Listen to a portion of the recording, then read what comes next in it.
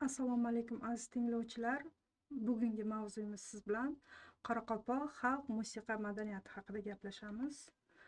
Bizning rejamiz birinchisi Qoraqalpoq xalqining shakllanish tarixi, ikkinchisi Qoraqalpoq xalqining o'ziga xos urf-odat, marosimlari va an'analari haqida, uchinchisi Qoraqalpoq xalq marosim qo'shiqlari va Qoraqalpoq xalq nomarosim qo'shiqlari haqida bo'ladi. Demak, Qoraqalpog'iston hududida odam so'nggi paleolit davridan yashay boshlagan. Miloddan avvalgi 5-ming yillik, 2-ming yillik boshlarida aholi asosan Amudaryo deltasi va Orol, Kaspiy dengizlari yon atroflaridagi cho'llarda joylashgan.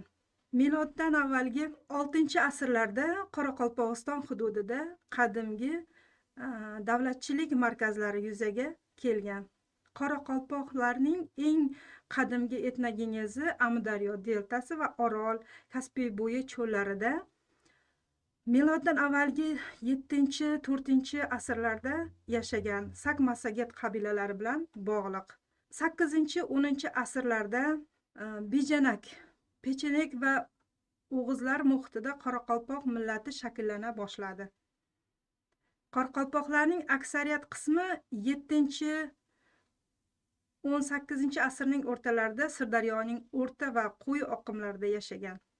8-asrning o'rtalarida siyosiy voqealar, ya'ni Qozoq va Qozoqxoni Abulxayrxon Qoraqalpoq yerlarida hujum qilishi oqibatida ular Sirdaryo deltasidagi quyi tarmog'i Janadaryo bo'ylariga ko'chib o'tganlar va Amudaryoning quyi oqimida yashovchi qoraqalpoqlar Orol o'zbeklari bilan birlashib, markaziy dastlab Qo'ng'irot, so'ngra Shoh Temir, hozirgi Chimboy bo'lgan davlat Orol mulkini tuzdilar. Ularning yashash sharoitlari albatta chorvachilik, dehqonchilik bilan bog'liq, ovchilik bilan bog'liq. Bu rasmda ko'rishlaringiz mumkin. Ular o'zlarining ko'chmanchi xalq bo'lib, o'tovlarda yashashgan va keyinchalik shu Orol bo'yi yaqinida o'troq aholiga aylanishgan. Bu ularning joylashgan joylari, bayroqlari va gerbi. Aholisi asosan o'zbeklar, qoraqalpoqlar, shuningdek qozoqlar, qirg'izlar, turkmanlar, rus, ukrain, tatar millatlariga xos. Hamma aholisining o'rtacha zichligi 1 kilometr kvadratga 9,4 kishi. Shahar aholisi 48,5%, qishloq aholisi 51,5%ni tashkil qiladi. Davlat tillari qoraqalpoq va o'zbek tili. Dindorlar musulmon, sunniylar, yirik shaharlari Nukus. Siyosiy ahamiyati bo'yicha Toshkentdan keyin 2-o'rinda. To'rtko'l, Taxyatosh, Xo'jayli, Qo'ng'irot, Chimboy, Qoraqalpog'iston Respublikasida 2 millionga yaqin kishi yashaydi. Bu 2022-yilgi ma'lumotlar. Hozir albatta 2 milliondan oshgan. Qadimgi va boy tarixga ega Qoraqalpoq folklorining asosini lirik va epik asarlarning barcha turlari tashkil etadi. Lirik janr asarlariga xalq marosim qo'shiqlari, yor-yor, havjor, jo'qlov, yo Ramazon, gap-gashtak qo'shiqlari va hokazo boshqalar kiradi. Aytish, ya'ni aytishuv, qo'shiq bellashuvlar, matal va maqollar, tez aytishuvlar, masallar, epik janr asarlariga ertak, to'lg'ov, terma dostonlar kiradi. Dostonlar Qoraqalpoq folklorining asosiy janri bo'lib, 4 tur: qahramonlik, lirik, ijtimoiy, maishiy, tarixiy dostonlarga bo'linadi. Qoraqalpoqlarda keng tarqalgan doston Alpomish dostoni, shuningdek Edigey, Qo'blon, Qirqiz dostonlari mashhurdir. Qoraqalpoq mumtoz adabiyotining yirik namoyandasi shoir Jenjirovning faoliyati muhim ahamiyatga ega. O'zining Ulug'tog', Po'sgan yil dostonida qahramonlarning Xorazmga ko'chib kelishi tarixini yozgan. Qoraqalpoqlarning Turkistondan ko'chib kelishiga shoirning yana bir xush bo'ling do'stlar she'ri bag'ishlangan. Yana bir shoir Kunxo'ja she'rlariga o'zi yashagan davrdagi xalq hayotini tasvirlagan. Ajiniyozning ijodi 19-asrda qoraqalpoq, o'zbek, qozoq va rus tillarida chop etilgan. Berdaq shoirining ilk satirik didaktik she'rlari, tarixiy dostonlari diqqatga sazovor. Shuningdek, Otish Ashinbay o'g'li, Kulmurod Qurbon o'g'li, Omar Sakrimbet o'g'li va boshqa shoirlarning she'r, doston va boshqa asarlari qoraqalpoq adabiyoti tarixiga munosib o'rin egallaydi. 20-asr boshlarida qoraqalpoq adabiyotida she'riyat yetakchilik qiladi. Hozirgi zamon qoraqalpoq adabiyotining asoschilari Musayev, Majitov, Avezov, Yomanov, Fozilov, Davqarayev, Begimov, Aymirzayev va boshqalar ijodiga madaniyat va ma'rifat, ta'lim, mehnat, tabiati, ayollar tengligi masalalari asosiy rol o'ynaydi.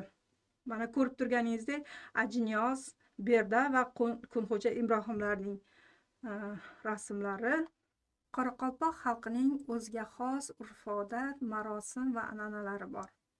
Biz bilamizki, qoraqalpoq xalqi baxshichilik bo'yicha, o'zlarining raqslari bo'yicha ajralib turishadi. Ularning kiyimlari ham, bosh kiyimlari ham, hattoki ularning qiz bolalarda boshqa, popuklari boshqa tarafda, ayollarida boshqa tarafda turishliklari bilan ham ajralib turishadi.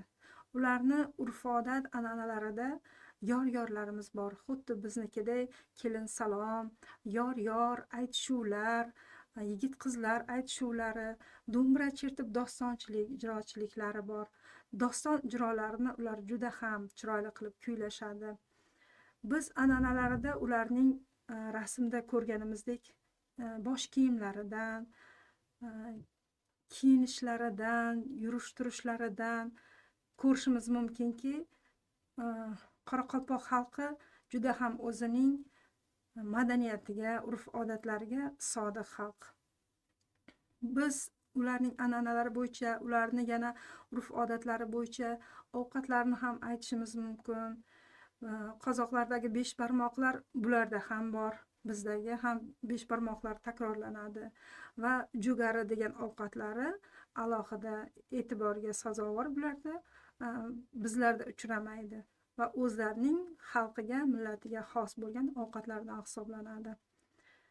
Endi 3-qismimiz bo'lgan rejamizning qo'shiq janriga keladigan bo'lsak, qo'shiq janri xalqning marosim, urf-odatlari asosida shakllangan. Qo'shiq janri xalqining hayot tarzi, tarixini ochib beruvchi vosita hamdir. Marosim qo'shiqlari inson hayoti davomida bo'lib o'tadigan tug'ilish, uylanish, vafot etish va hokazo bo'lgan hodisalar bilan bog'liq holda yuzaga keladi. Marosim qo'shiqlari orasida cho'ponlar qo'shiqlari mavsum marosim bilan bog'liq, Navruz, to'y marosimlari bilan bog'liq, to'y, baslov, havjar, sensu, betashar, dafn marosimlari bilan bog'liq bo'lgan jo'qlov, aytdim, diniy marosimlar bilan bog'liq ya ramazonlar ijro etiladi. Maishiy marosim qo'shiqlari sirasiga yoshlarning turli bazmlarda, gap-gashtaklarda ijro etishgan qo'shiqlari ham kiritiladi.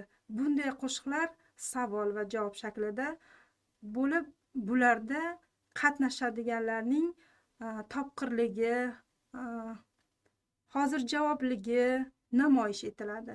To'y baslov eng birinchi bo'lib, to'y qo'shiqlaridan biri bo'lib, kelinni kuyov uyiga kuzatish paytidagi ijro etiladi. Bu qo'shiq o'ziga xos qutlov bo'lib, poetik improvizatsiya qilish imkoniyatini keng bo'lgan erkak yoki ayol ijrochi kuylaydi. Havyor yoki yor-yor to'y marosimining eng yorqin aytimlaridandir. Bu qo'shiqlar kelinni ota uydan ketish payti ijro etiladi. Ijroga kelinning dugonalari va qarindoshlari ishtirok etadilar. Kuyovning uyiga yetib kelgach, kuyovning yaqinlari ham qo'shiq ijrosiga qo'shiqlar ko'p hollarda yor ikki tomon dialog shaklida ijro etiladi. Hov yor qo'shiqlari har xil nomlanadi. Demak, ularning tili bo'yicha jar, yor, leran barcha turkiy xalqlarining o'rtasida keng tarqalgan bu holat ushbu xalqning yashash sharoiti va kasb-korlarining yaqinligi hamda tilning umumiyligi bilan izohlanadi. To'y marosimi qo'shiqlari orasida sinsuv, qiz yig'isi aytimining o'rni alohidadir.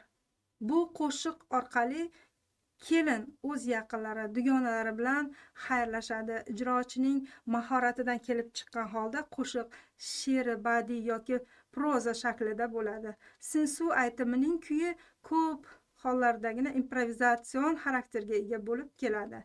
Bet ochar kelinimizning yuzini ochish marosimi bo'lib, to'y yakuni bosqichlarida hisoblanadi. Demak, ko'rib turibsizlarki, bizlarning urf-odatlarimiz bilan yaqin bo'lgan urf-odatlarimiz qo'shilib ketgan an'analarimiz ham xuddi o'zimizdagidek qoraqalpoqlarda ham betachar, yor-yorlar, kelin salomlar hammasi mavjud. Qoraqalpoqlarda dostonchilik juda ham keng rivojlangan. Darsimizning so'ngida sizlar uchun maxsus Oshiq G'arib va Shohsanam dostonidan parcha eshitamiz. Va shu bilan darsimiz yakunlanadi. Xayr, sog' bo'ling.